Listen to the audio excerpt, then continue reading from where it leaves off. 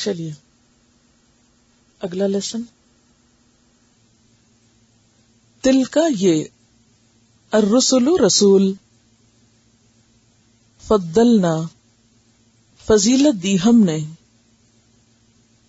بعدہم ان میں سے بعض کو علی بعض اوپر بعض کے منہم ان میں سے بعض من جن سے کلم اللہ کلام کیا اللہ نے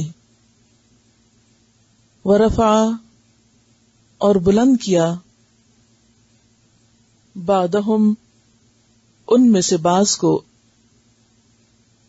درجات میں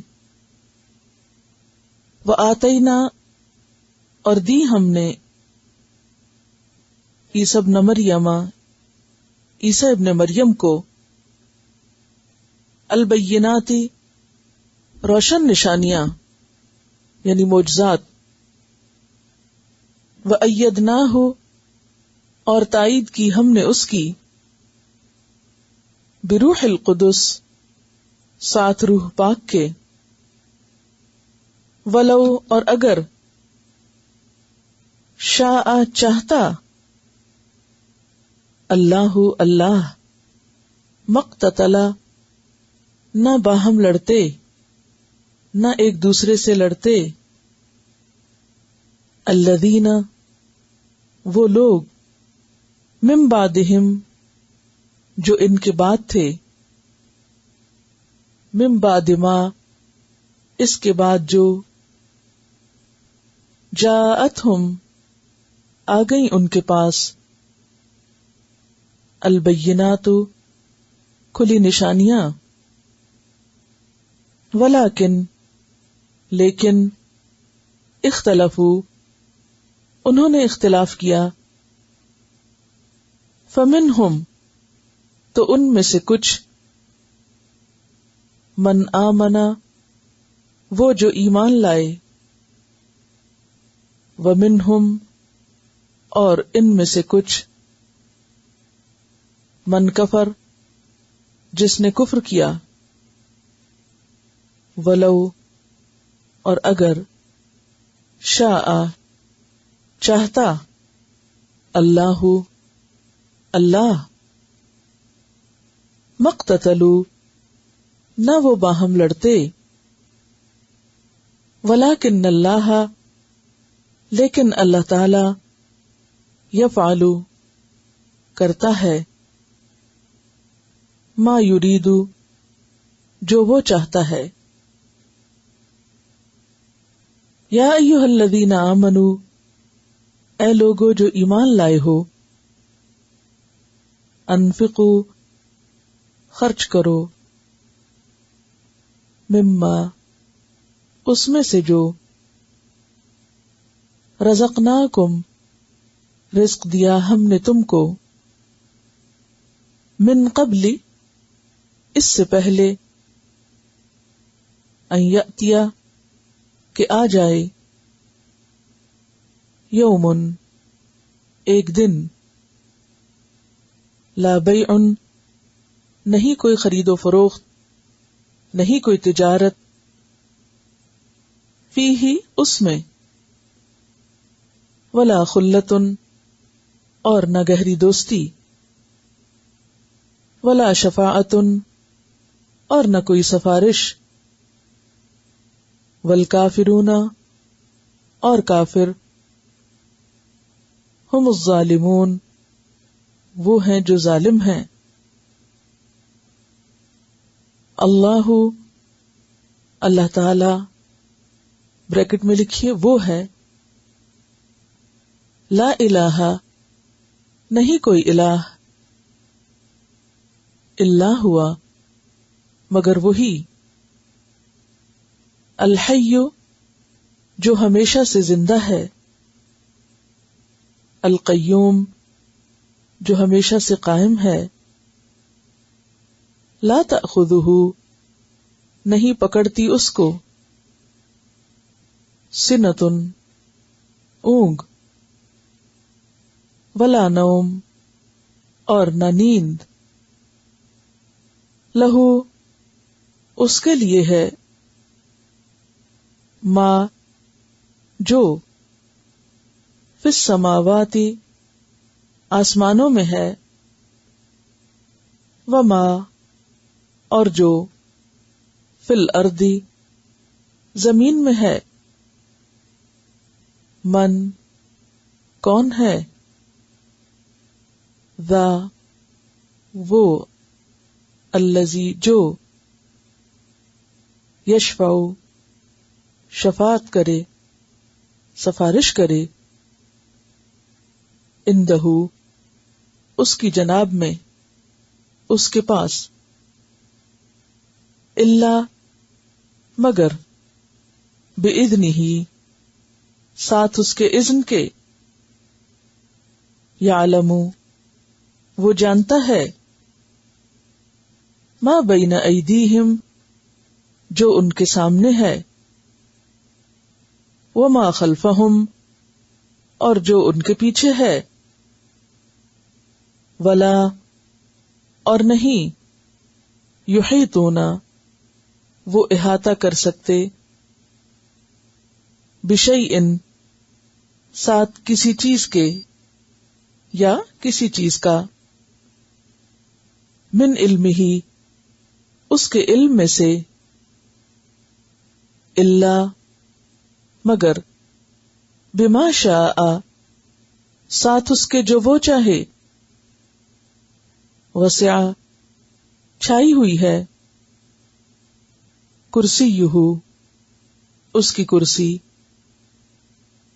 السماوات والارض آسمان و زمین پر، ولا اور نہیں، یعودہ تھکاتی اس کو، حفظہما ان دونوں کی حفاظت، وہوا اور وہ، العلی بلند ہے،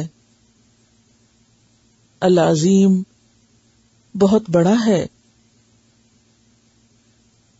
لا نہیں، اکراہ کوئی جبر، فی الدین دین میں، قد تحقیق، تبینہ واضح ہو گئی ہے، الرشد ہدایت، من الغی گمراہی سے، فمن تو جو کوئی، یکفر کفر کرے گا، بالطاغوتی طاغوت کا، ویؤمن اور ایمان لائے گا، باللہ اللہ پر، فقد تو تحقیق، استمسکا اس نے تھام لیا، بالعروۃ الوثقی مضبوط کڑا، عروہ کڑا، وثقی مضبوط، لانفصام نہیں ہے کوئی ٹوٹنا، لہا اس کے لیے، واللہ اور اللہ، سمیع خوب سننے والا ہے، علیم خوب جاننے والا ہے. اللہ اللہ تعالی، ولی دوست ہے، الذین ان لوگوں کا، آمنو جو ایمان لائے، یخرجہم نکالتا ہے ان کو، من الظلمات اندھیروں سے، الی النور روشنی کی طرف، نور کی طرف، والذین اور وہ لوگ، کفروا جنہوں نے کفر کیا، اولیاؤہم ان کے دوست، الطاغوت طاغوت ہیں. یخرجونہم وہ نکال لے جاتے ہیں ان کو، من النوری نور سے، روشنی سے، الی الظلمات اندھیروں کی طرف.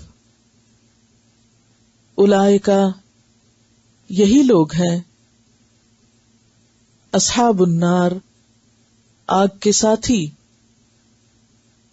ہم وہ، فیہا اس میں، خالدون ہمیشہ رہنے والے ہیں.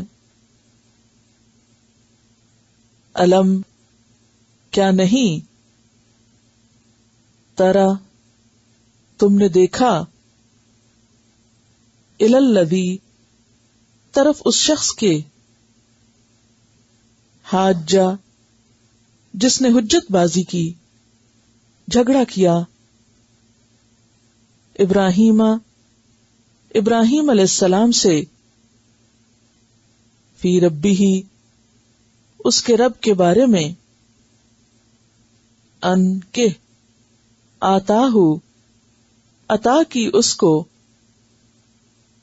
اللہ اللہ نے، الملک بادشاہت، اذ جب، قالا کہا، ابراہیم ابراہیم علیہ السلام نے، ربی میرا رب، الذی وہ ہے جو، یحیی زندہ کرتا ہے، ویمیت اور موت دیتا ہے. قالا اس نے کہا،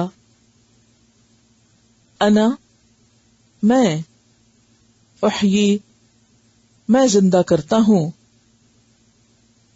وامیت اور میں موت دیتا ہوں. قالا کہا، ابراہیم ابراہیم نے، فإن پس بے شک، اللہ اللہ تعالی، یأتی لاتا ہے، بالشمسی سورج کو، من المشرقی مشرق سے، فأتی بہا پس تم لے آؤ اس کو، من المغربی مغرب سے، فبہتا تو مبہوت ہو گیا، حیران رہ گیا، الذی وہ جس نے، کفرا کفر کیا، واللہ اور اللہ، لا یہدی نہیں ہدایت دیتا، القوم قوم کو، الظالمین جو ظالم ہو. او یا کالذی اس شخص کی طرح، مرہ جو گزرا، علی قریۃ اوپر ایک بستی کے، وہیا اور وہ، خاویۃ گری ہوئی تھی، علی عروشہا اوپر اپنی چھتوں کے. قالا اس نے کہا، انا کس طرح، کیوں کر، یحیی زندہ کرے گا، ہذہ اس کو، اللہ اللہ تعالی، بعد موتہا بعد اس کی موت کے، فاماتہ تو مار دیا اس کو، اللہ اللہ نے، مئتا 100 آمن سال، ثم پھر بعثہ اٹھایا اس کو، زندہ کیا اس کو، قال فرمایا، کم کتنا، بریکٹ میں لکھیے عرصہ، لبثت تم ٹھہرے ہو، قال اس نے کہا، لبثت میں ٹھہرا، یومن ایک دن، او یا بعد کچھ حصہ،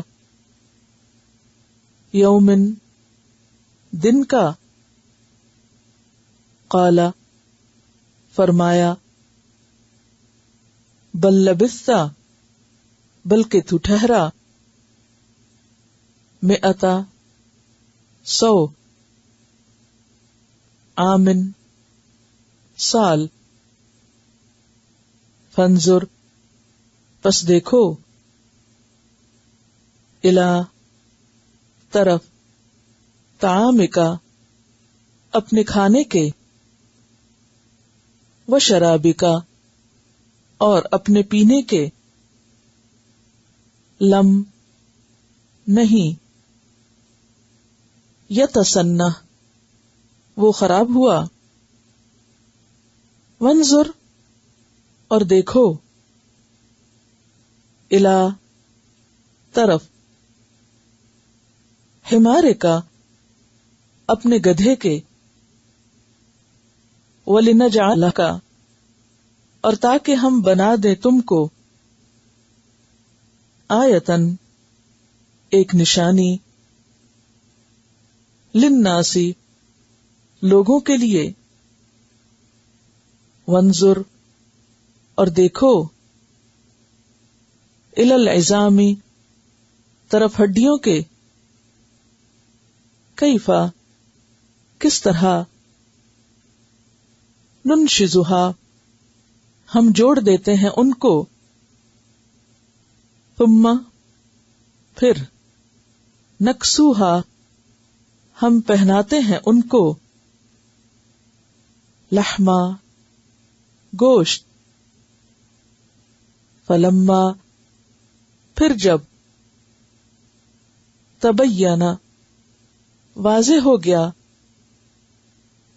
لہو واسطے اس کے، قال کہا، اعلم میں جان گیا، انا بے شک،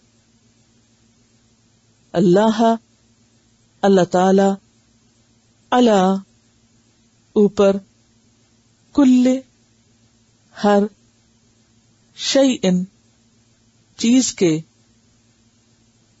قدیر قادر ہے، وَإِذْ اور جب، قال کہا، ابراہیم علیہ السلام نے، ربی اے میرے رب، ارنی تو دکھا مجھ کو، کیفا کس طرح، تحیی تو زندہ کرے گا، الموتا مردوں کو، قال فرمایا، اولم کیا بھلا نہیں، تؤمن تم ایمان رکھتے، قال کہا، بلا کیوں نہیں، ولیکن مگر، یا لیکن، لیطمئن اس لیے کہ مطمئن ہو جائے، قلبی میرا دل، قال فرمایا، فخذ پس لے لو، اربعتن 4، من الطیر پرندوں سے، فسرہن پھر مائل کرو ان کو، الیکا اپنی طرف، ثم پھر، اجعل رکھ دو، علی اوپر، کل جبل ہر پہاڑ کے، منہن ان میں سے، جزءاً ایک حصہ، ثم پھر، ادعوہن بلاؤ ان کو، یأتینکا وہ آ جائیں گے تیرے پاس، سعیا دوڑتے ہوئے، وعلم اور جان لو، ان اللہ بے شک اللہ تعالی، عزیز غالب ہے، حکیم حکمت والا ہے۔ عبارت کی وضاحت، تیسرا پارہ، تلک الرسل فضلنا بعدهم علی بعد، تلک یہ، الرسل رسل، رسول کی جمع، کون سے رسل؟ جن کا پچھلی آیات میں ذکر ہو چکا ہے۔ کیا ذکر آیا؟ پچھلی آیت میں مرسلین کا لفظ آیا ہے نا، انہی مرسلین کی طرف اشارہ ہے، یعنی سارے رسولوں کی طرف اشارہ ہے یہاں، ٹھیک ہے؟ پچھلی آیت کیا ہے؟ وَإِنَّكَ لَمِنَ الْمُرْسَلِينَ، تو مرسلین ہی کی طرف اشارہ ہے کہ یہ جو مرسلین ہیں، جن میں سے آپ بھی ایک مرسل ہیں، تو ان کی اہمیت یا ان کا مقام کیا ہے، ٹھیک ہے؟ تو تل کا کر کے اشارہ کیا جانا، تو اشارہ پچھلی آیت کی طرف ہے جس میں مرسلین کا ذکر کیا گیا ہے۔ تل کر رسول، یہ رسول، فضلنا فضیلت دی ہم نے، کیا روٹ ہے فضلنا کا؟ فے دعاد لام، فضل کا لفظ کافی دفعہ گزر چکا ہے، بعدہم ان میں سے بعض کو، یعنی بعض رسولوں کو فضیلت دی ہے ہم نے، علی بعض اوپر بعض کے، یعنی کچھ دوسرے رسولوں پر، جیسے سورۃ بنی اسرائیل آیت 55 میں آتا ہے، وَلَقَدْ فَضَّلْنَا بَعْدَ النَّبِيِّينَ عَلَى بَعْدٍ وَآتَيْنَا دَاوُودَ زَبُورًا، کہ ہم نے بعض نبیوں کو بعض پر فضیلت دی اور داؤد کو ہم نے زبور دی۔ اور یہاں پر منہم ان میں سے بعض، من جن سے، کلم اللہ اللہ نے کلام کیا، بعد سے اللہ نے کلام کیا ہے، کس کس سے؟ موسیٰ علیہ السلام سے اور محمد صلی اللہ علیہ وسلم سے۔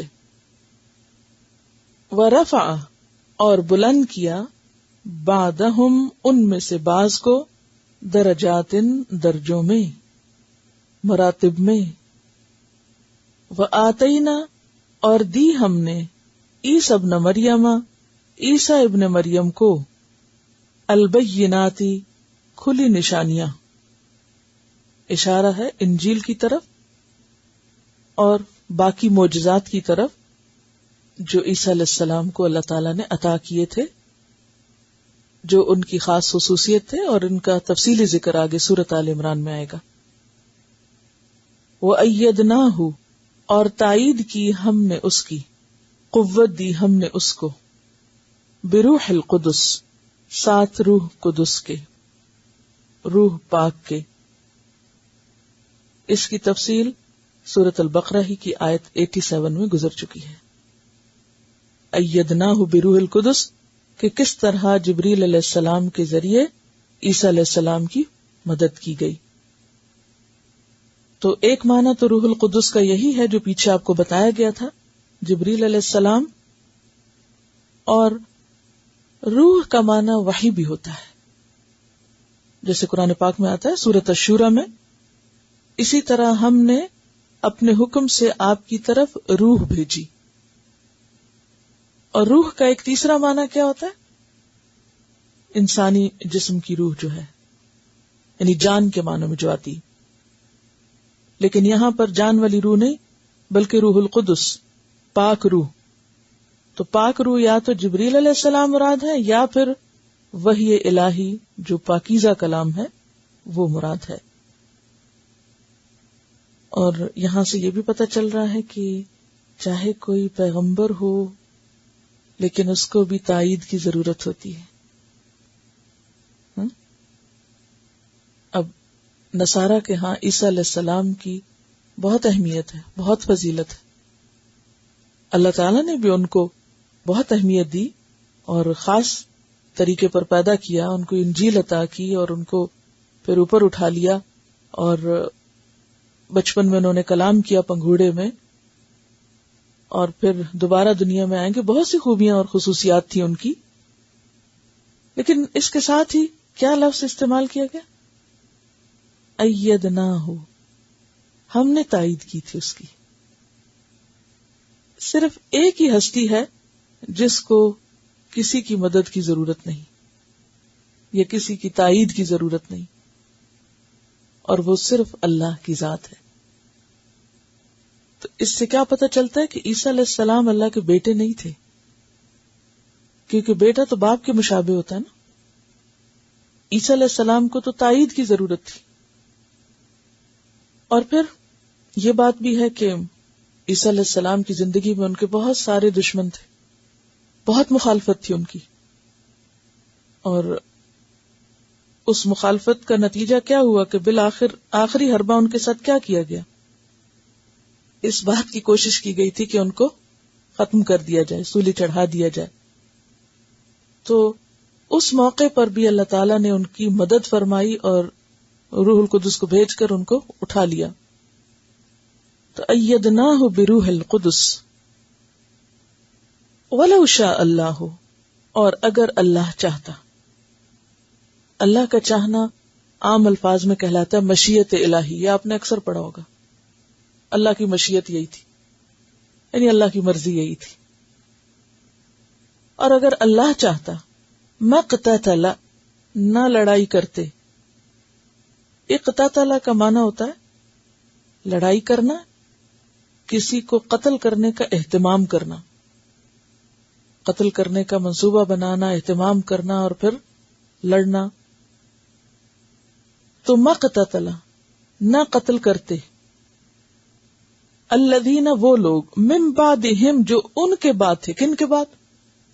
پیغمبروں کے بعد، یعنی ان کی امتیں. دیکھیے قرآن پاک کو سمجھنے کا بہترین طریقہ یہ ہوتا ہے کہ اس کے اندر جو ضمائر آتی. ضمائر کیا ہوتی ہیں؟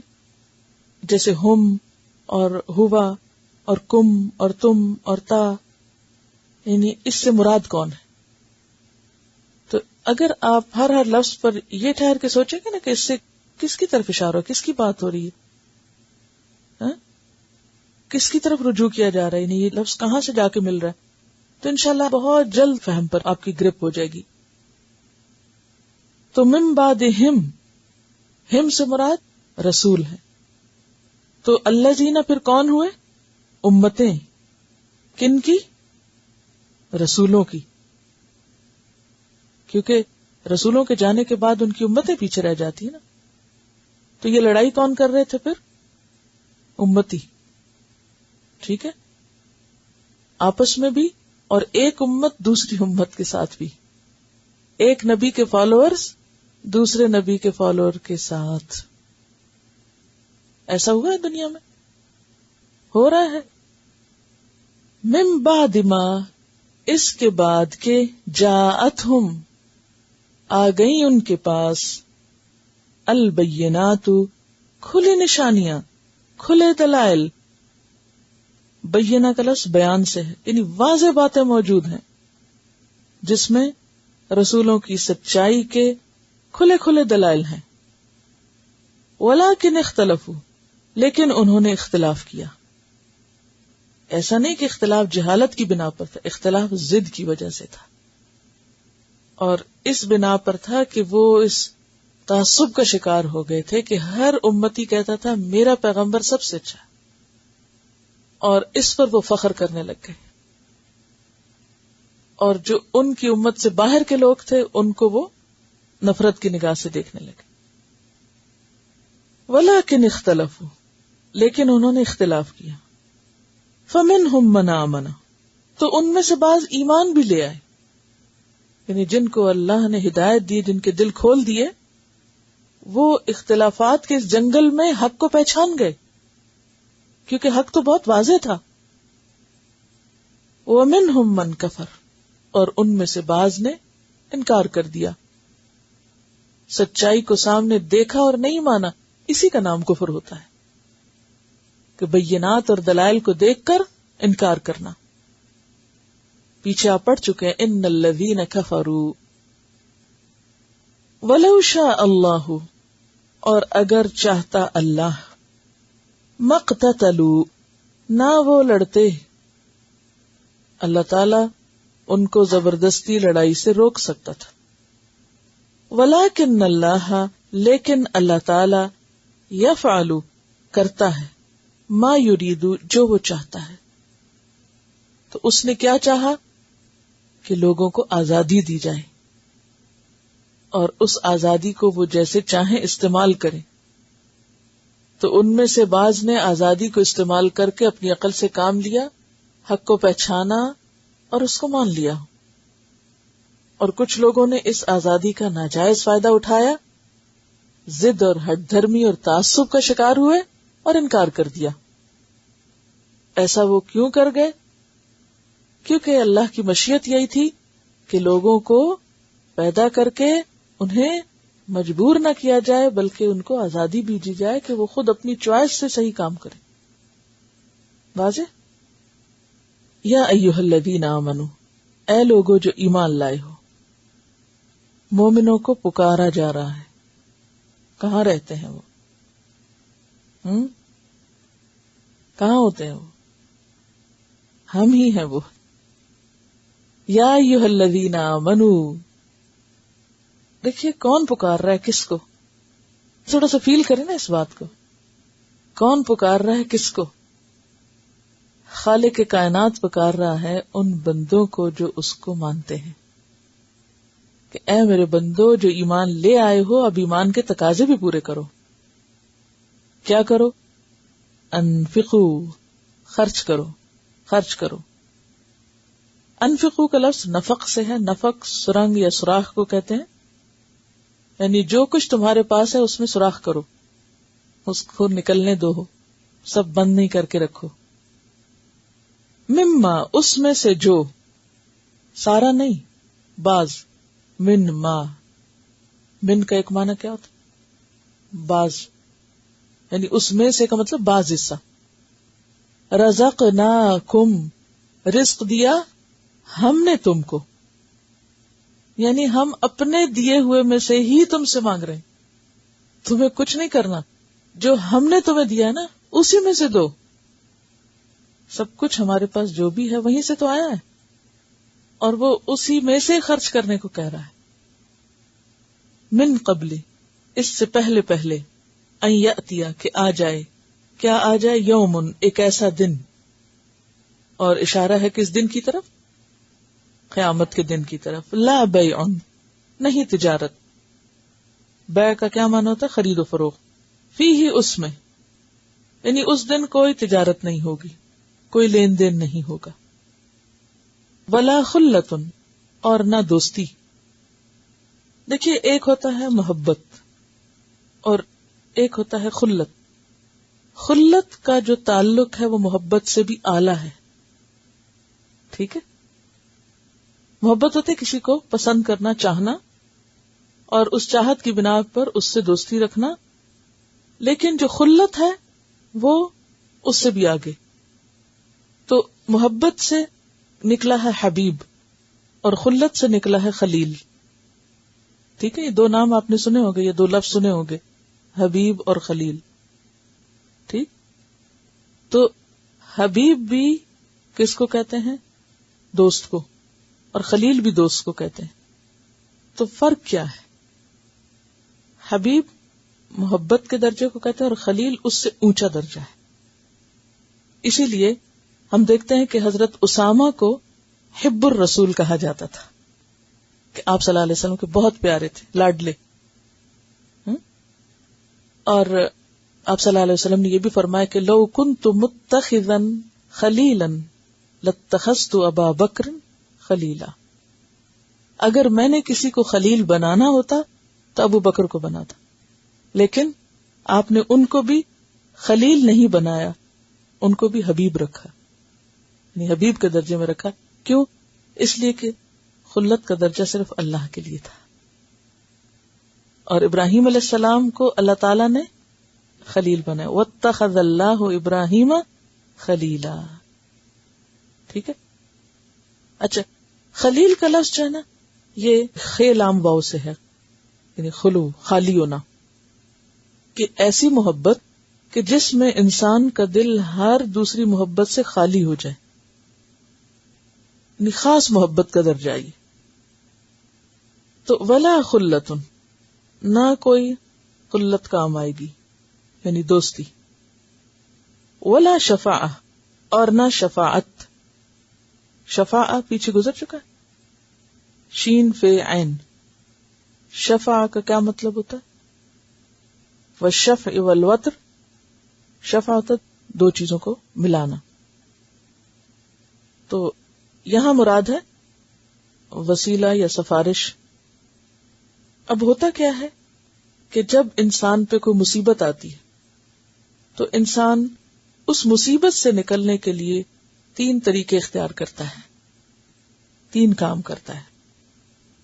یا تو کوئی خرید و فروخت کرتا ہے, مثلا خدا نخواستہ کوئی بیمار ہو گیا تو کیا کرے گا؟ جا کے فوراً دوائی لائے گا. مرض دور کرنے کے لیے کیا کرے؟ دوائی خریدے گا. کوئی چیز ٹوٹ گئی تو آپ جا کے اور خرید لائیں گے.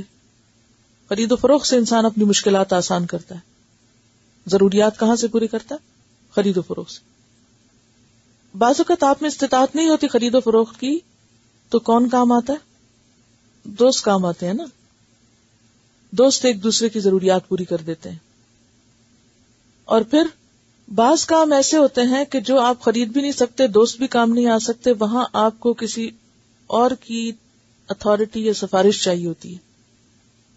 یعنی کچھ کام آپ اپنے پیسے سے کر لیتے ہیں, کچھ آپ دوستوں کے ذریعے کرتے ہیں, اور کچھ آپ سفارش اور کسی کی مدد کے ساتھ کرتے ہیں, یعنی کسی اتھارٹی والے کی مدد کے ساتھ کرتے ہیں, کوئی وسیلہ ڈھونڈتے ہیں. قیامت کے دن یہ تینوں ہی چیزیں نہیں ہوں. مصیبت پڑنے پر نہ خرید و فروخت, نہ ہی کوئی دوست, اور نہ ہی کوئی سفارش اور وسیلہ. والکافرون, اور کافر. یہاں کافر سے مراد کون ہے؟ جو آخرت کے منکر ہیں, جو اس دن کی حقیقت کو یعنی روز قیامت کیا ہوگا اس کو نہیں جانتے مانتے, کیونکہ ماننے کے لیے جاننا ضروری ہے نا. تو جب جانتے نہیں تو مانیں گے کیا؟ اس کا انکار کر دیتے ہیں. اور انہوں نے آخرت میں نجات کے خود ساختہ طریقے اختیار کر رکھے ہیں, سوچ رکھے ہیں, مصنوعی سہارے ڈھونڈ رکھے ہیں, فرمایا کوئی کام نہیں آئے گا. والکافرون هم الظالمون, کافر ہی دراصل ظالم ہے. ظلم کس کو کہتے ہیں؟ حق کو کم کرنا. ٹھیک ہے نا. تو کافر کیوں ظالم ہوئے؟ اللہ تعالیٰ کا جو حق ہے وہ نہیں دیتے, اور اس نے جن چیزوں کو ماننے کے لیے کہا ان کو مان کے نہیں دیتے. اللہ لا الہ الا ہو, اللہ اللہ تعالی, لا الہ نہیں کوئی الہ, الا ہوا مگر وہی, الحی زندہ ہے, ہے یہ پیچھے گزر چکا روٹ, زندہ ہے. القیوم قائم ہے, قائم رکھنے والا ہے. قیوم کا لفظ جو ہے قیام سے نکلا ہے, اور قیام کا روٹ کیا ہے؟ قاف واو میم. اور قیوم مبالغے کا صیغہ ہے, یعنی وہ جو کسی سہارے کے بغیر قائم ہے بلکہ دوسروں کے لیے سہارا ہے. سب اس پر ڈپینڈ کرتے ہیں, وہ کسی پر ڈپینڈ نہیں کرتا. جیسے سورۃ الرعد میں آتا ہے افمن هو قائم علی کل نفس بما کسبت، اور سورۃ فاطر آیت 15 میں آتا ہے یا ایھا الناس انتم الفقراء الی اللہ، اے لوگو تم سب اللہ کے محتاج ہو، واللہ هو الغنی الحمید، اور اللہ وہ بے نیاز ہے، تعریف والا ہے۔ تو قیوم کسی انسان کا نام نہیں ہو سکتا۔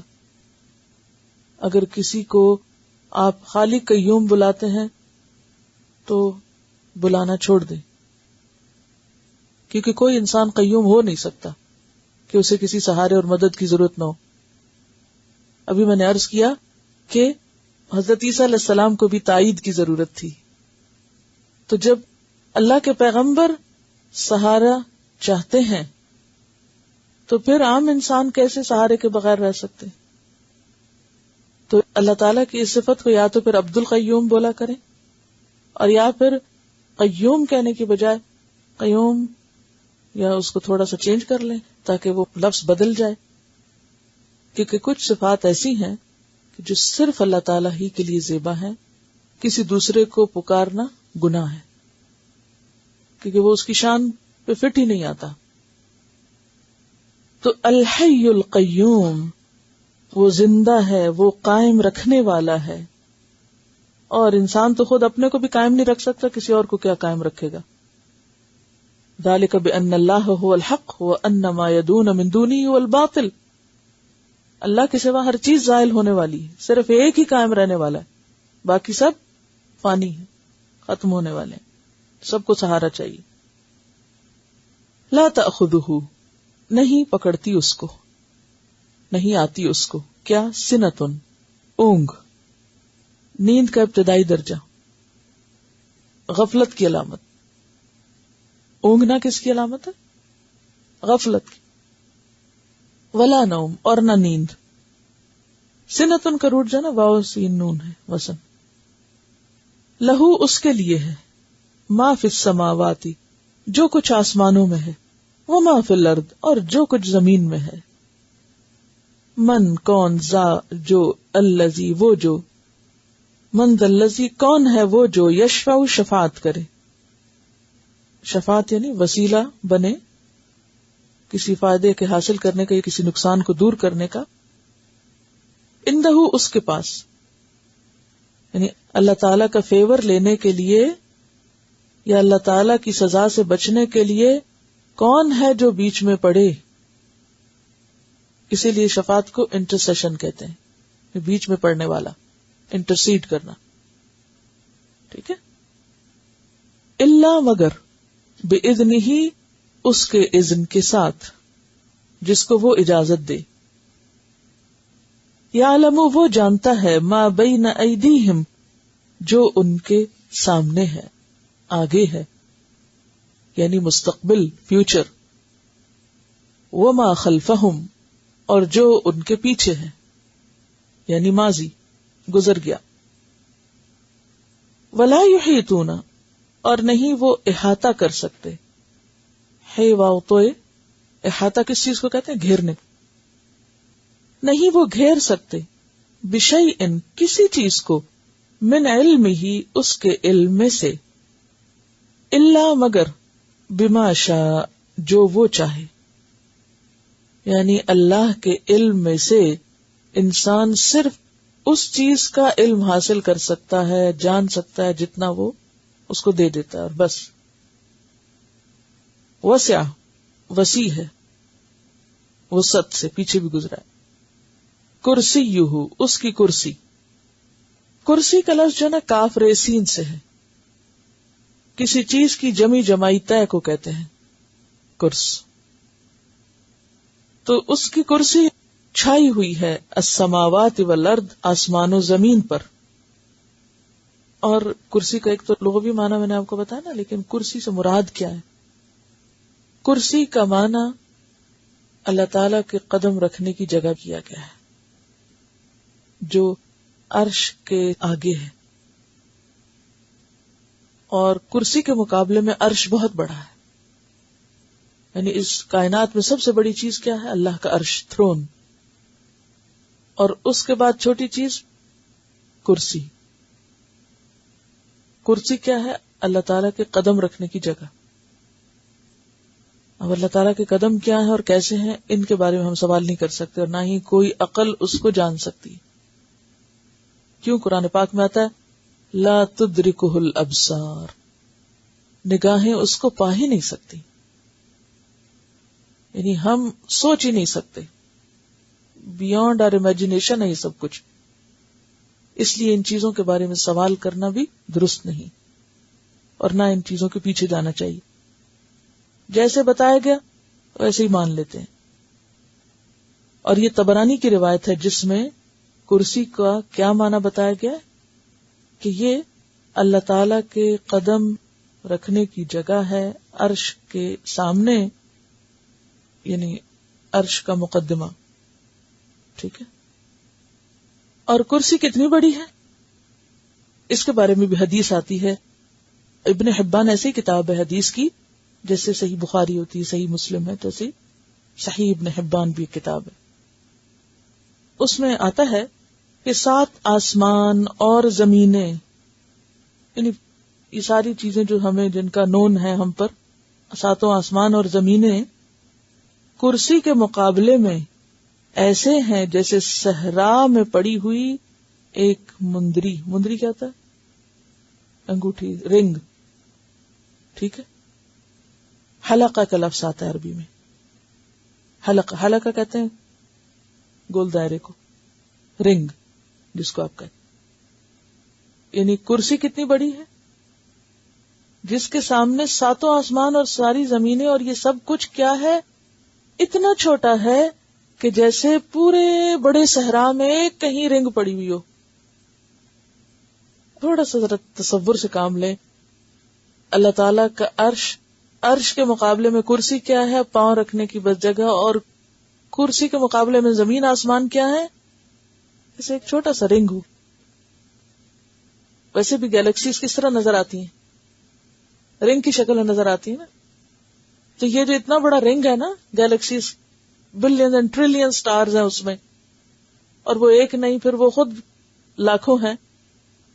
وہ ساری ملا کے جو پورا ایک رنگ بنا ہوا ہے یہ زمین و آسمان کا، وہ کرسی کے مقابلے میں ایسا ہے جیسے صحرا میں پڑا ہوا ایک رنگ ہو گئی.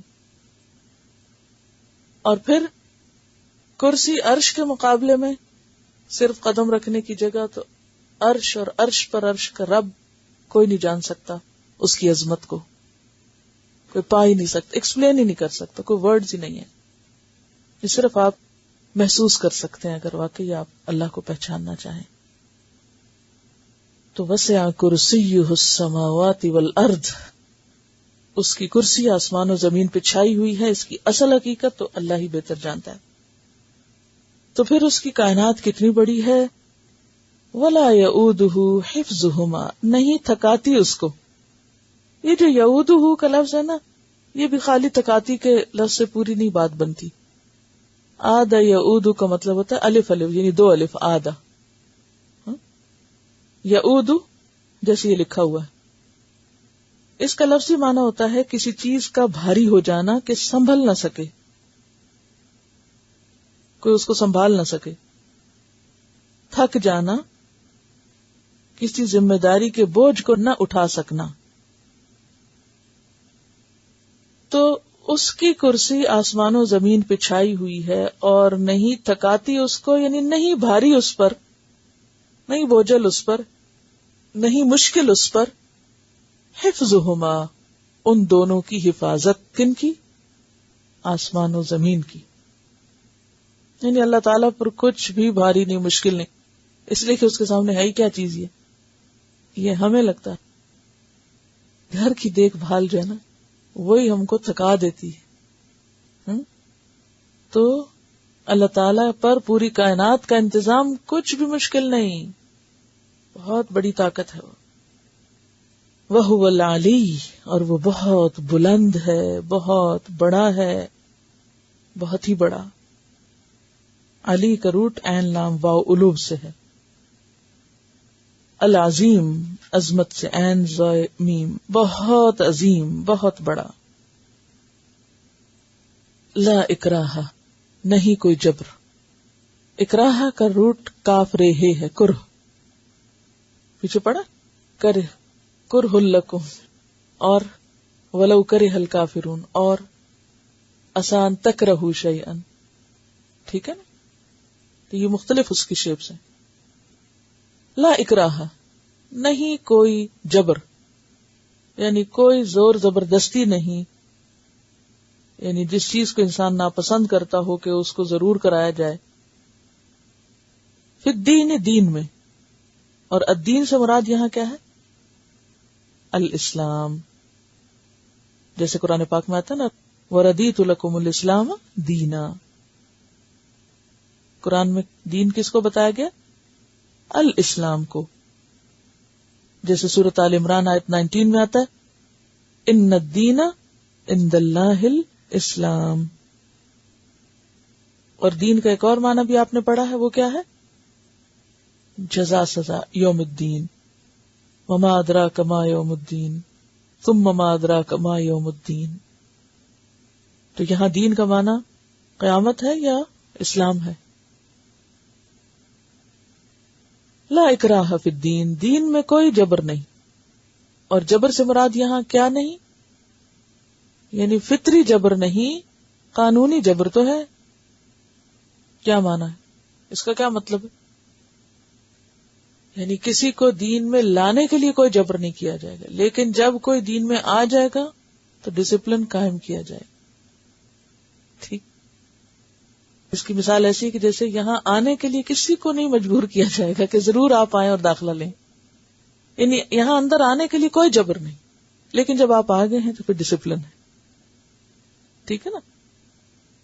اسی طرح دین میں آنے کے لیے کوئی جبر نہیں، جو نہیں آتا نہ آئے، لیکن جو مسلمان ہو گیا پھر اس کو ڈسپلن فالو کرنا ہوگا. نمازوں کی پابندی کرنی ہوگی، اور بھی فرائض کی جو بھی حدود ہیں.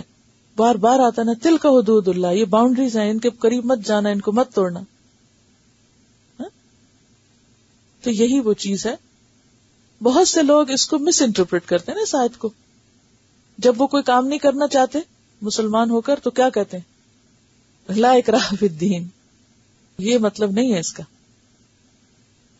قد تبینہ، تحقیق واضح ہو گئی. تبینہ بین سے واضح ہو گئی. الرشد رشد، رشد کس کو کہتے ہیں؟ ہدایت کو، یعنی اسلام.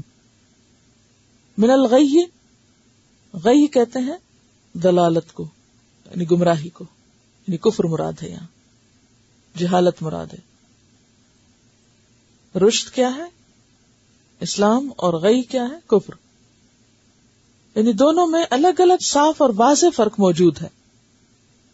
فمن یکفر، تو جو کفر کرے گا، بالطاغوتی، طاغوت کا. طاغوت کیا چیز ہے؟ تو غین، یہ اس کا روٹ ہے.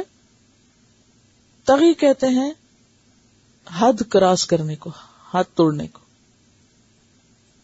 جیسے سورۃ الحاقہ میں آتا نا انا لما طغى الماء، جب پانی حدوں سے پار ہو گیا، حملناکم فی الجاریہ، تو ہم نے تم کو کشتی میں سوار کر دیا.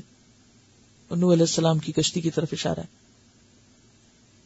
یعنی پانی کا اپنی حدوں سے باہر نکل آنا. مثلا کنویں کا پانی کہاں ہوتا ہے؟ وہ نیچے ہوتا ہے نا. اور اگر وہ نکلتے نکلتے اوپر آنا شروع کر دے اور پھر وہ اس کی باؤنڈری سے باہر نکلنا شروع ہو جائے اور پھر بہنا شروع ہو جائے. جب طوفان نوح آیا تھا تو ایسے ہی ہوا تھا نا. زمین کے اندر سے پانی ابل کے حدوں سے باہر آ گیا تھا اور پھر پوری زمین پہ چھا گیا تھا، حتیٰ کہ پہاڑوں کی چوٹیوں تک پہنچ گیا تھا. تو طاغی کہتے ہیں سرکش کو جو حدوں سے باہر نکلے. تو طاغوت کہتے ہیں حد سے بڑھنے والے کو. ہر وہ وجود، یہ بہت اہم ہے، سمجھ کے لکھیے. ہر وہ وجود، وجود کس کو کہتے ہیں؟ کوئی انسان، کوئی بھی. ہر وہ وجود جو بندگی کی حد سے نکلے، یعنی ہر وہ شخص جو بندگی کی حد سے باہر نکلے، وہ کیا ہے؟ طاغوت، سرکش. اور ہر وہ معبود جس کی اللہ کے سوا پرستش کی جائے وہ بھی ہے طاغوت، کیونکہ وہ معبود تو نہیں ہے، وہ تو کیا ہے؟ عابد ہے، بندہ ہے. خدا تھوڑی ہے. تو جو بندہ بندگی کی حد سے نکل کر خدا کی حد میں داخل ہونے لگے وہ بھی طاغوت ہے. ٹھیک ہے، یعنی خود کی پرستش کرانے لگے. تو پھر اس سے معنی کیا نکلا؟ غیر اللہ. طاغوت کیا ہے پھر؟ اکول ٹو غیر اللہ. جو ذرا گہرا معنی نا، اس لیے تھوڑی سی توجہ کی ضرورت تھی. کیسے آپ اس کو اسٹیبلش کریں گے؟ پہلے آپ لکھیں گے توئے غین، یہ طغی، طغیانی، حدوں سے باہر نکلنا، یہ ہے لفظی معنی. دوسری لائن میں کیسے لکھیں گے کہ ہر وہ وجود جو بندگی کی حد سے باہر نکلے. جیسے سرکش شیطان، ابلیس نے کیا کیا تھا؟ اللہ نے کہا سجدہ کرو، اس نے کہا میں نہیں کرتا، تو حد توڑ دی نا، اللہ کا حکم نہیں مانا. تو سرکش شیطان، شیطان کو بھی قرآن میں طاغوت کہا گیا. پھر اسی طرح ہر معبود طاغوت ہے، یعنی غیر اللہ. کیوں معبود کیوں طاغوت ہے؟ جیسے بت، جیسے نفس انسان کا، جیسے کوئی بھی چیز جس کی عبادت کی جائے وہ بھی طاغوت ہے. وہ کیوں طاغوت ہے؟ کیونکہ وہ تو مخلوق ہے نا. تو اس کی اصل حیثیت یا مقام کیا ہے کہ وہ کریشن ہے. اور جب وہ کریشن سے اٹھ کے خالق کے درجے پہ پہنچ گئی تو اس نے کیا کیا؟ اپنی لمٹ سے باہر آ گئی نا، حد پار کر دی. تو وہ بھی طاغوت ہے. تو عبادت کرنے والا اگر اللہ کے سوا کسی کی کر رہا ہے وہ بھی طاغوت ہے، اور جس کی عبادت کی جا رہی ہے وہ بھی طاغوت ہے. ٹھیک ہے. تو پھر ہر وہ قوت جو انسان کو نیکی سے روکے، حد پار کرے اور سرکشی کرے، کفر کرے، فسق کرے، سب اس میں شامل ہو جاتے.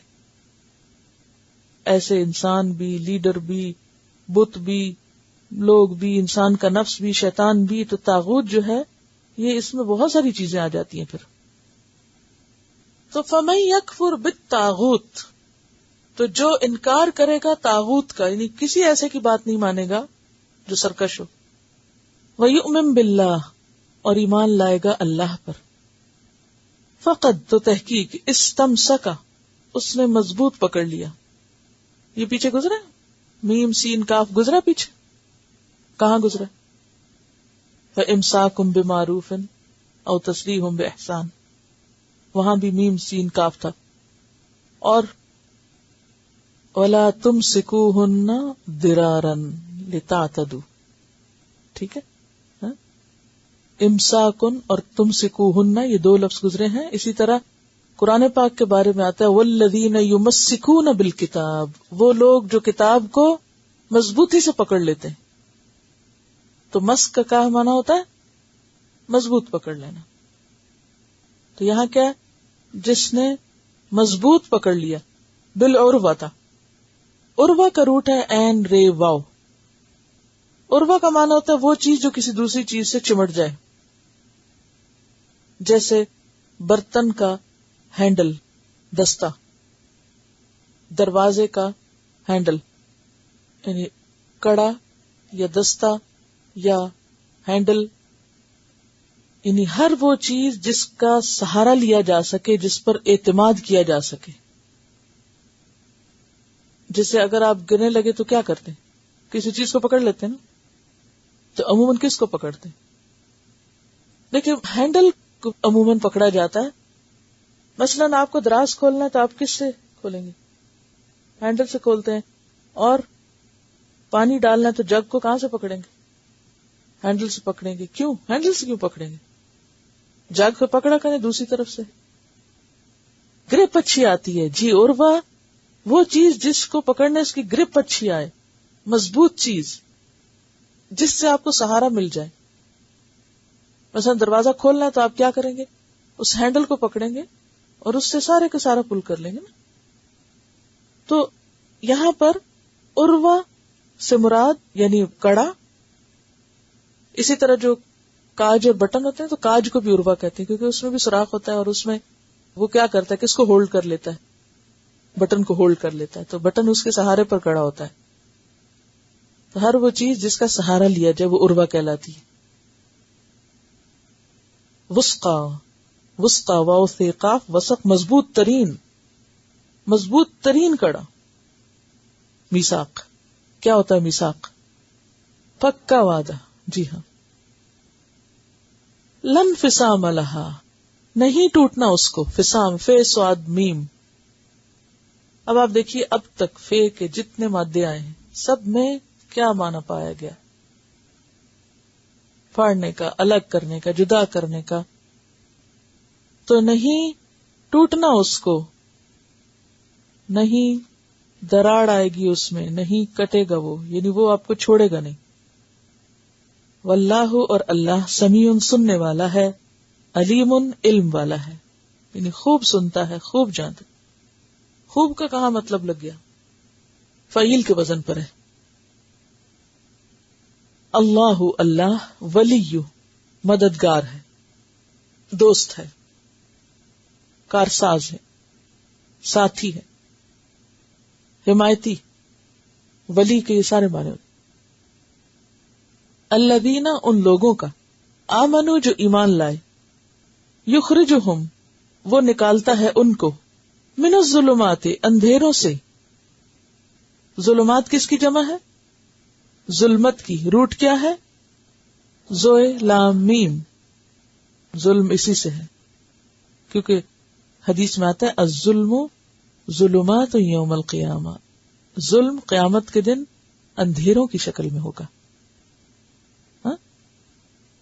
بہرحال یہاں ظلمات ظلمت سے ہے، اور اندھیروں سے مراد یہاں کفر کے اندھیرے، فسق کے اندھیرے، لا علمی کے، جہالت کے اندھیرے، ان سب چیزوں کو اندھیرا کہا گیا. الی النور روشنی کی طرف. اور روشنی کون سی؟ ایمان کی، علم کی، اخلاق کی. الذین وہ لوگ، کفروا جنہوں نے کفر کیا، اولیاؤہم ان کے اولیاء، ولی کی جمع ہے. الطاغوت طاغوت ہوتے ہیں.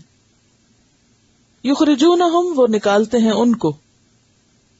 اب آپ دیکھیں فرق نظر آ رہا ہے؟ یخرجو اور یخرجون. یخرجو ایک اور یخرجون وہ بہت سے.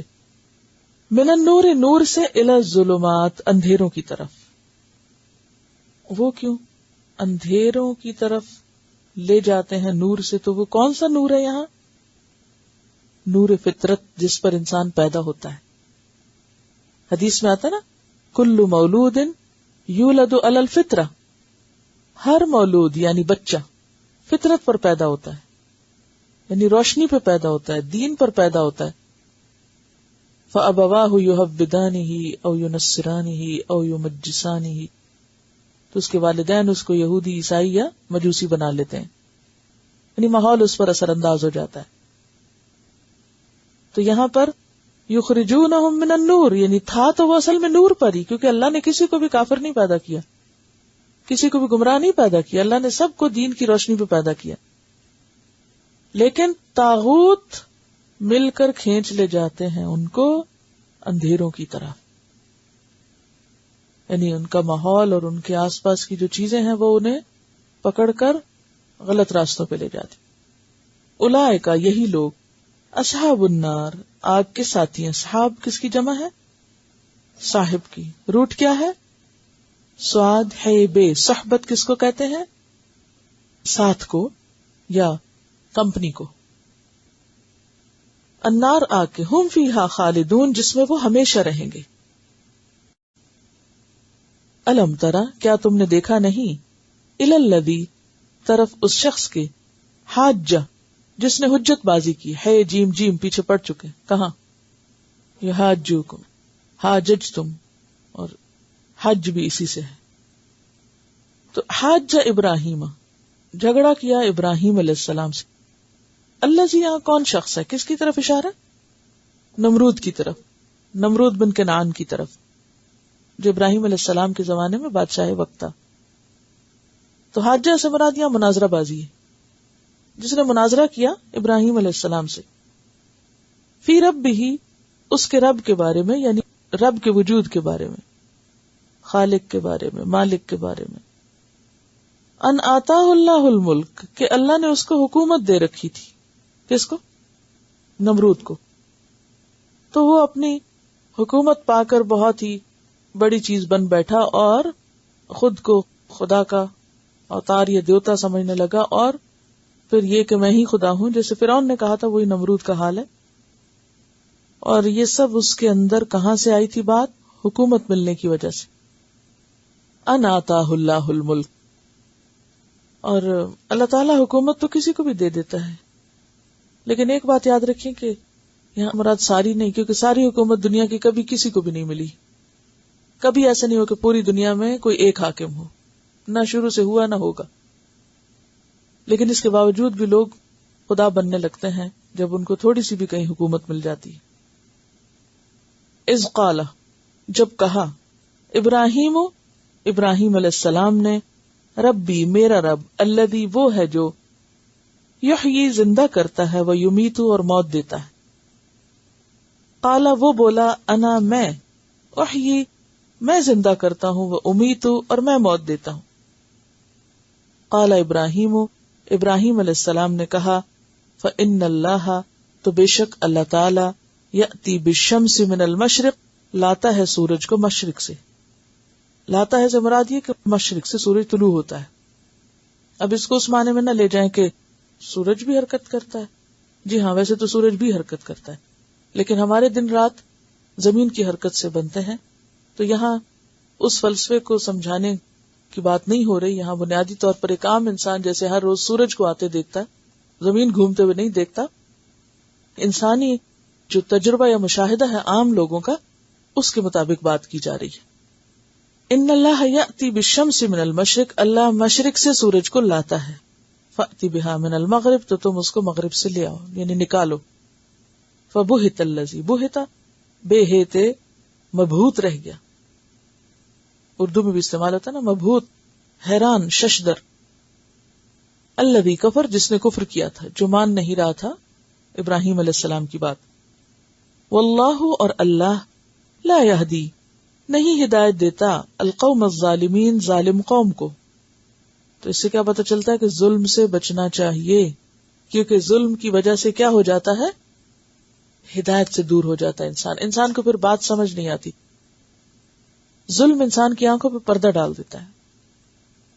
او یا کلذی، اس شخص کی طرح. اب شخص کا نام یہاں نہیں لیا گیا. بعض یہ کہتے ہیں کہ یہ وہی پیغمبر تھے جو گزرے تھے بنی اسرائیل کے اس گروہ پر جو موت کے ڈر سے بھاگ گیا تھا، پھر اللہ نے ان کو موت دے دی. اور جہاں وہ رہ رہے تھے وہ بھی سب ختم ہو چکا تھا. بہرحال اصل بات یہ کہ اللہ تعالیٰ اس چیز پر توجہ نہیں دلا رہا کہ کون کس نے کیا کیا.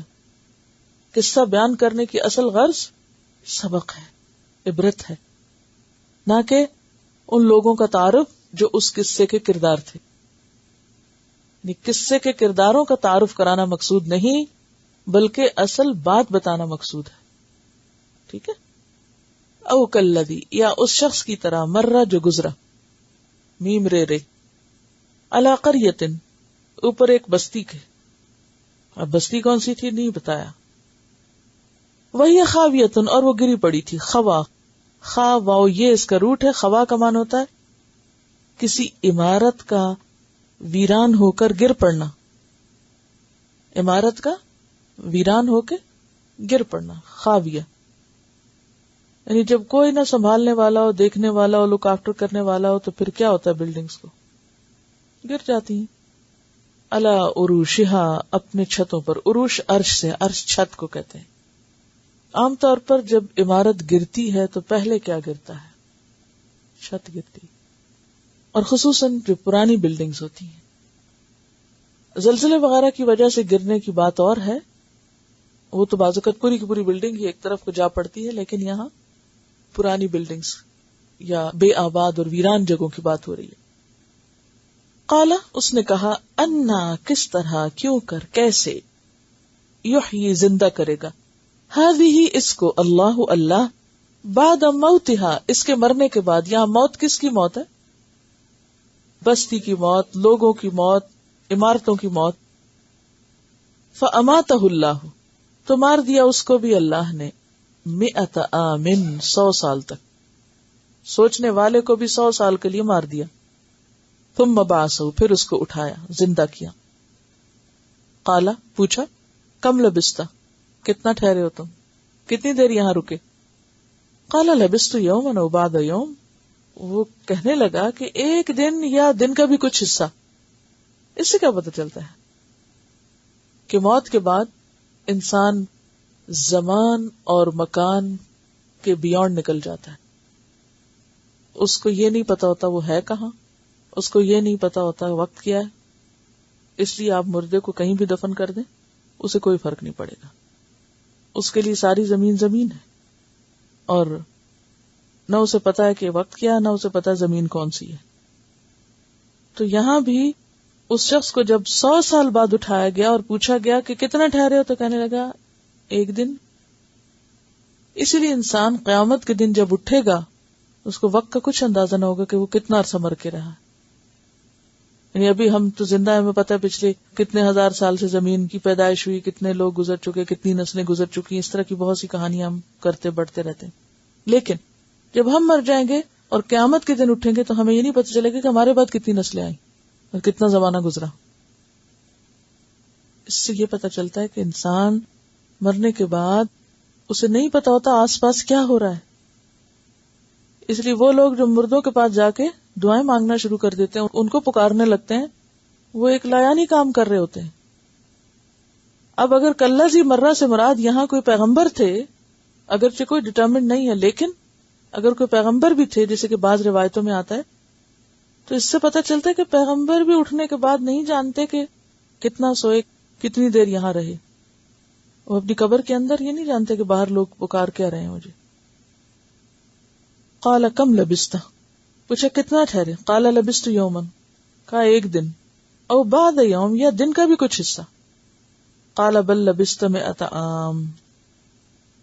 جیسے آپ بہت گہری نیند سو کر اٹھے نا، تو بعض اوقات شام کے وقت آپ اگر ایسے سو جائیں تو اٹھیں گے تو لگے گا جیسے صبح سو کر اٹھیں اور سورج نکلا ہوا ہے، حالانکہ سورج اس وقت ڈوب رہا ہوتا ہے.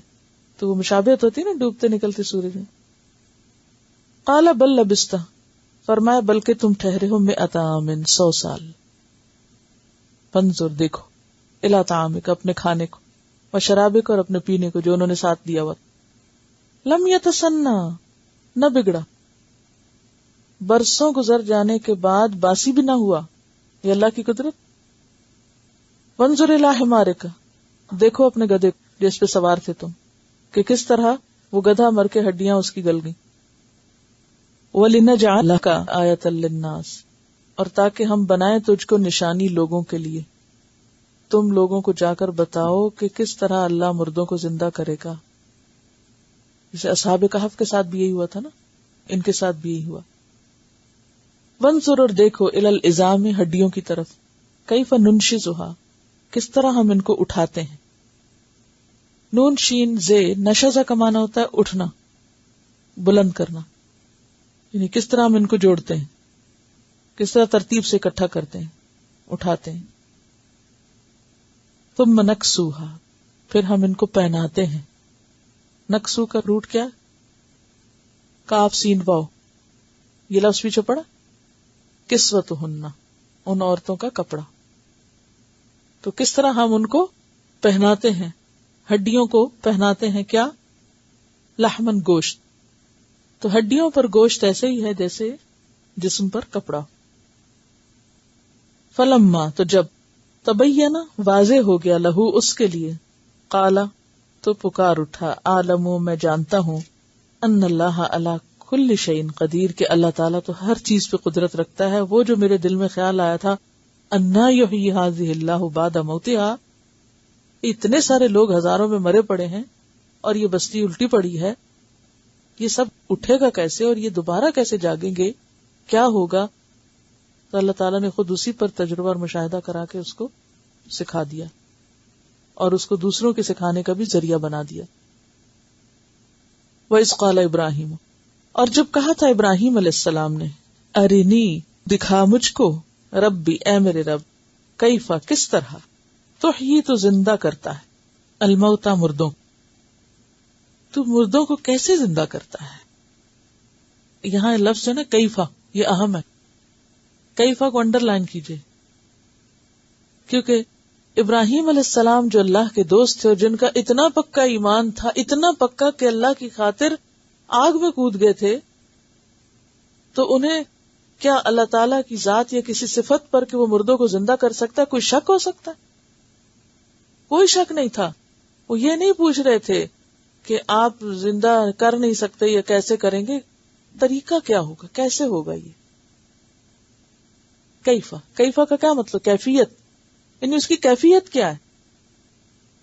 قالا، فرمایا، اولم تؤمن، کیا تم نہیں مانتے، تمہیں یقین نہیں، اعتماد نہیں.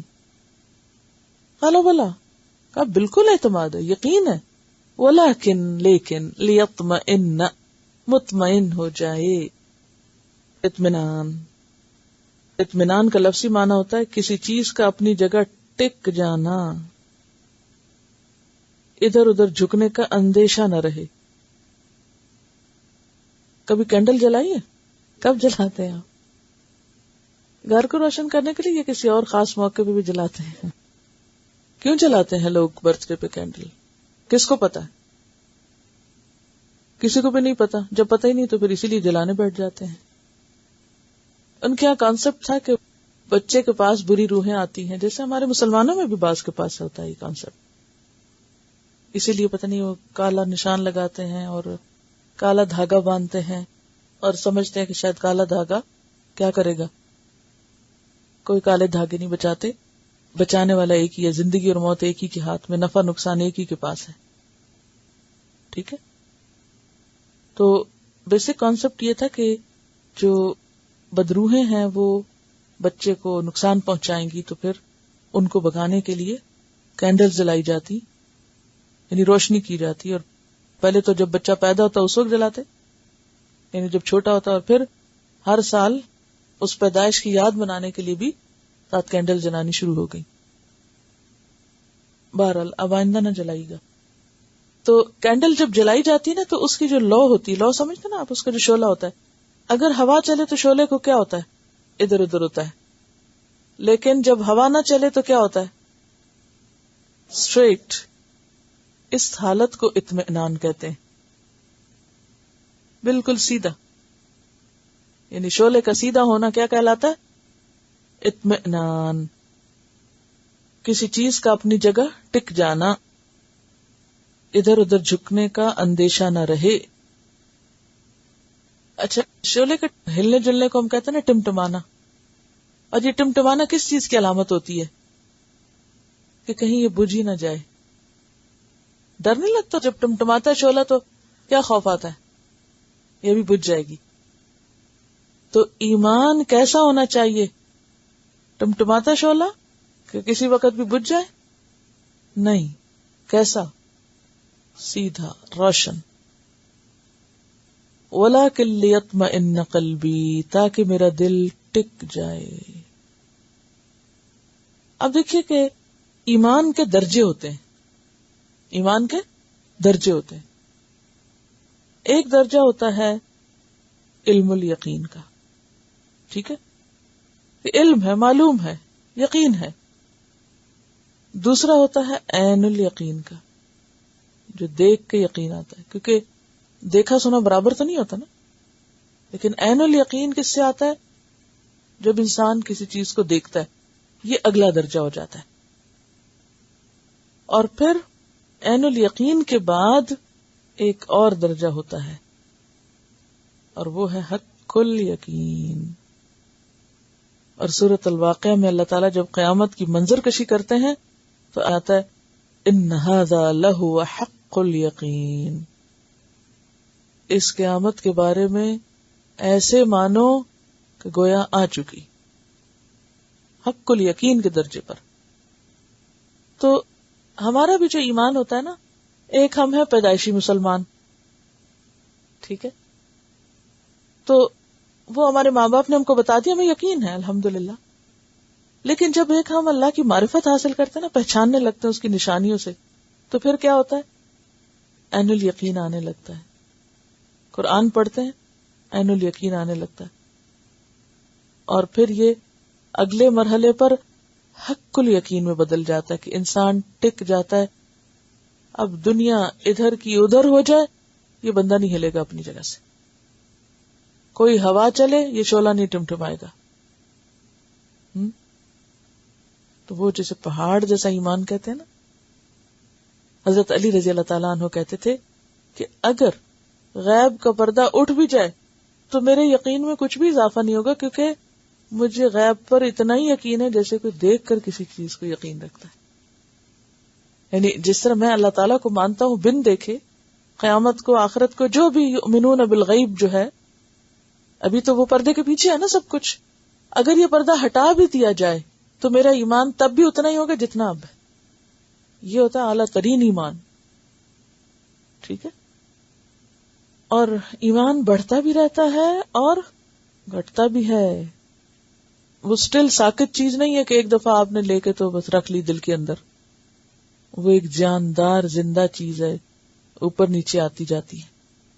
آپ اچھے کام کرتے ہیں تو ایمان بڑھتا ہے، اور آپ غلط کام کرتے ہیں تو ایمان گھٹتا ہے. سورۃ الفتح میں آتا ہے لِيَزْدَادُوا إِيمَانًا مَعَ إِيمَانِهِمْ، تاکہ وہ بڑھائیں ایمان اپنے ایمان کے ساتھ، یعنی ایمان میں اور اضافہ کریں.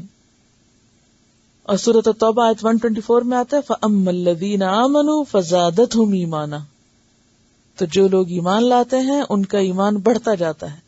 وَهُمْ يَسْتَبْشِرُونَ، اور پھر ایک مرحلہ آتا ہے کہ ایمان میں انہیں خوشی حاصل ہوتی ہے. یعنی وہ جو حق الیقین کی کیفیت ہوتی ہے نا، بن دیکھے سب باتیں ایسے نظر آئیں جیسے دیکھ کے کچھ کر رہے ہیں. اس سے انسان کے اندر ایک خاص قسم کی خوشی اور ایک سکون کی کیفیت آتی ہے.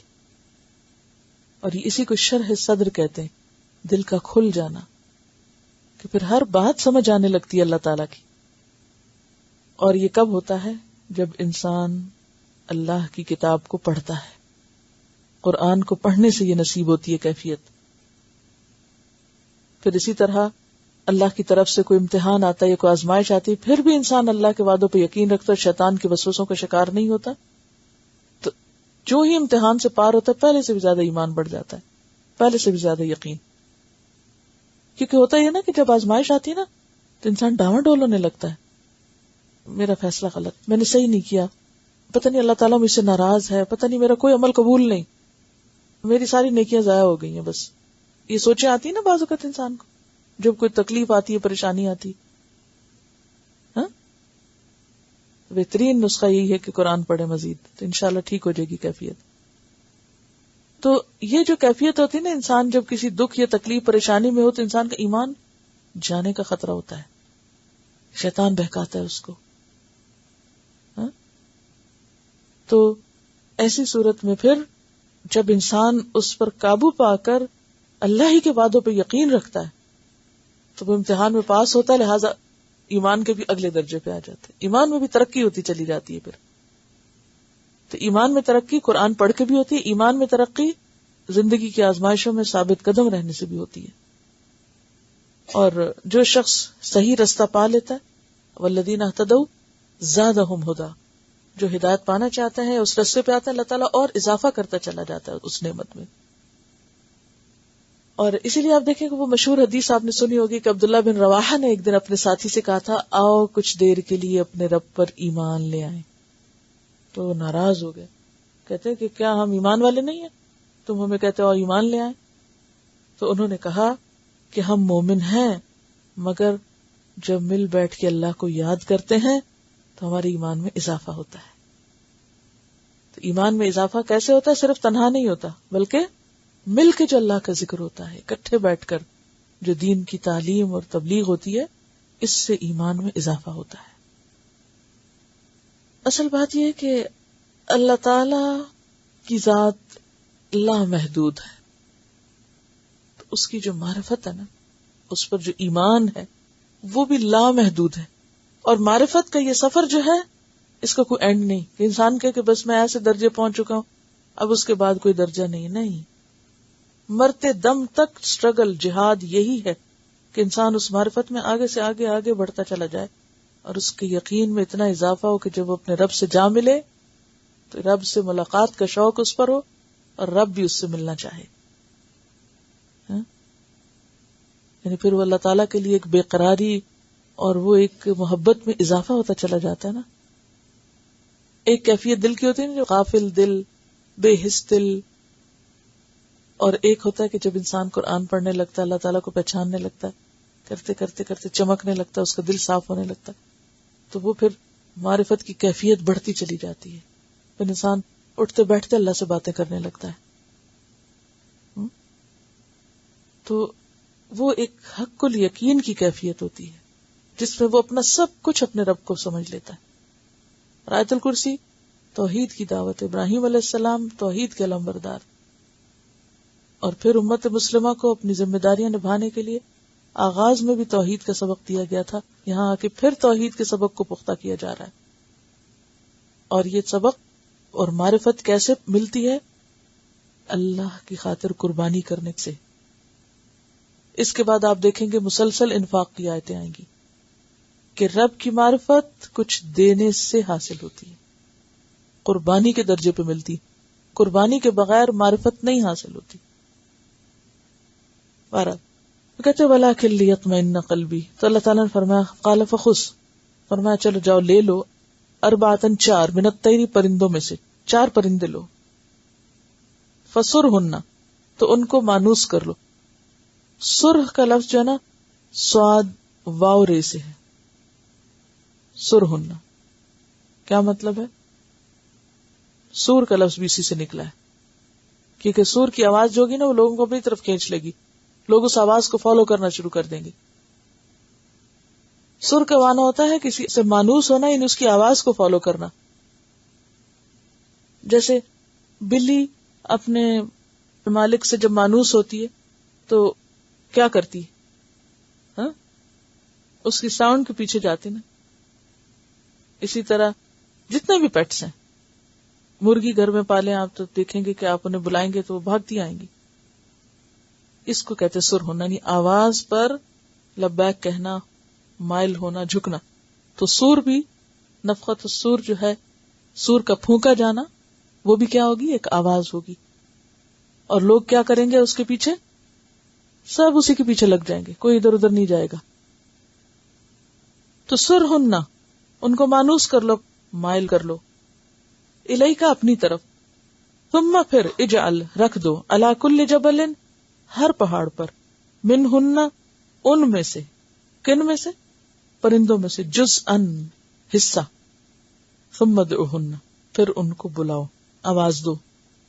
یاتینا کا آئیں گے تیرے پاس، سعیا دوڑتے ہوئے، گرم جوشی دکھا کے. سائی کا لفظ پیچھے پڑ چکے نا، دوڑ دھوپ کرنا، گرم جوشی دکھانا، مصروف نظر آنا،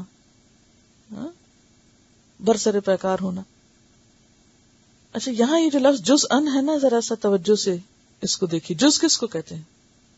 حصے کو یا پوری چیز کو؟ پارٹ آف اٹ، ٹھیک ہے نا.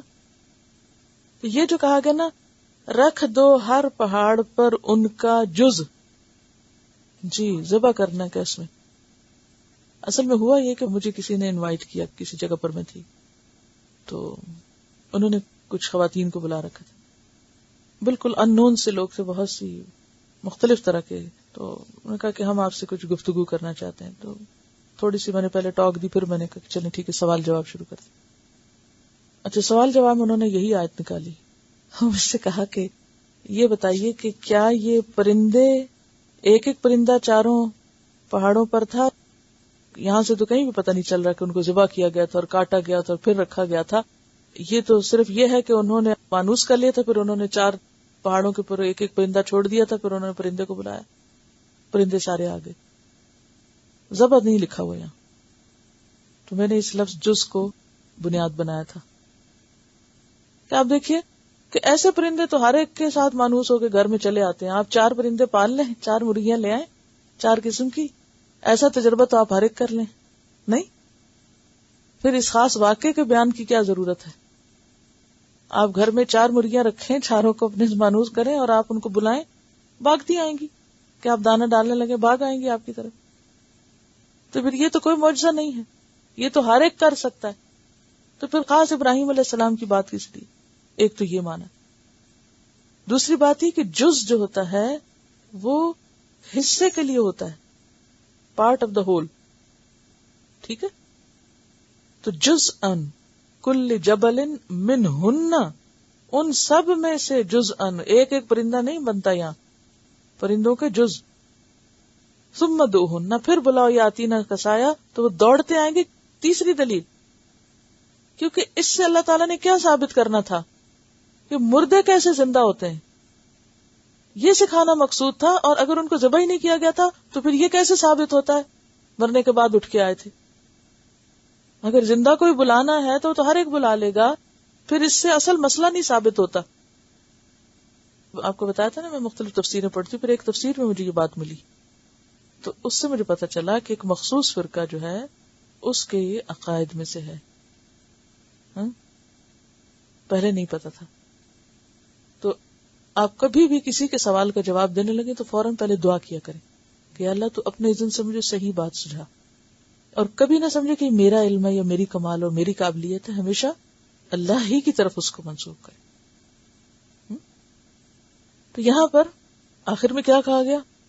وَعْلَمْ، جان لو، ان اللہ، بے شک اللہ تعالی، عزیز، زبردست ہے، حکیم، حکمت والا ہے، اللہ کو سب پتا ہے. تلك الرسل فضلنا بعضهم على بعض منهم من كلم الله ورفع بعضهم درجات وآتينا عيسى ابن مريم البينات وأيدناه بروح القدس ولو شاء الله ما اقتتل الذين من بعدهم من بعد ما جاءتهم البينات ولكن اختلفوا فمنهم من آمن ومنهم من كفر ولو شاء الله ما اقتتلوا ولكن الله يفعل ما يريد. يا أيها الذين آمنوا أنفقوا مما رزقناكم من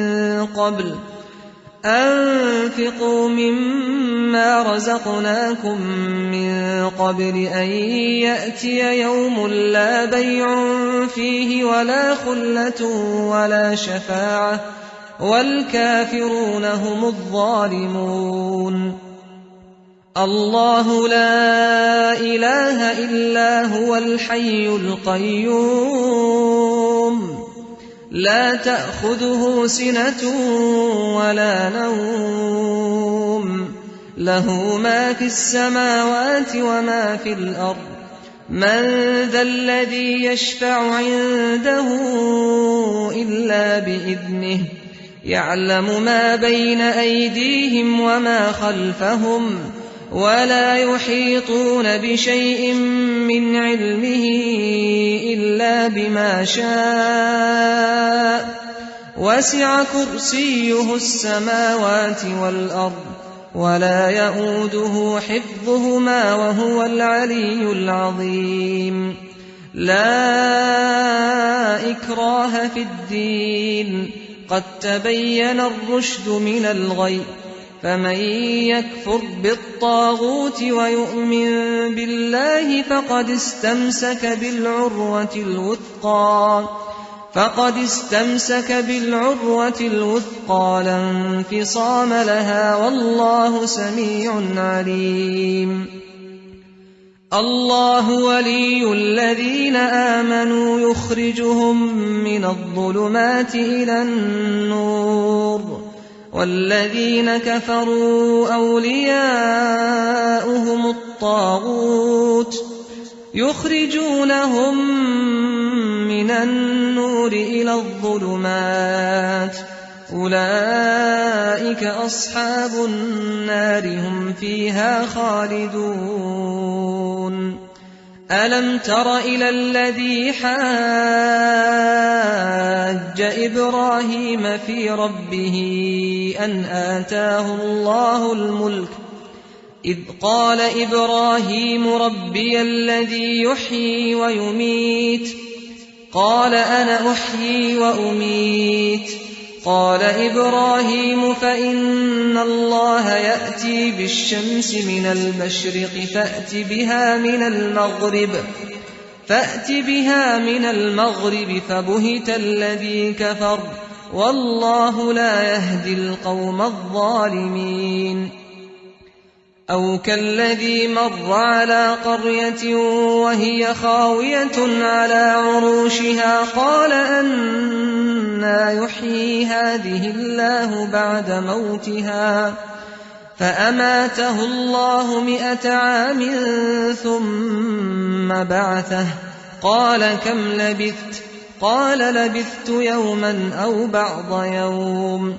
قال بل لبثت 100 عام فانظر إلى طعامك وشرابك لم يتسنه وانظر إلى حمارك ولنجعلك آية للناس وانظر إلى العظام كيف ننشزها ثم نكسوها لحما فلما تبين له قال أعلم أن الله على كل شيء قدير وإذ قال إبراهيم رب أرني كيف تحيي الموتى قال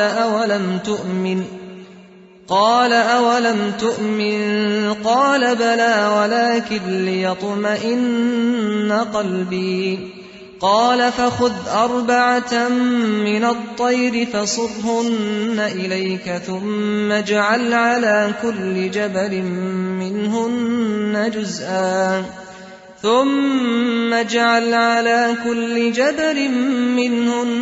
جزءا ثم ادعهن يأتينك سعيا واعلم أن الله عزيز حكيم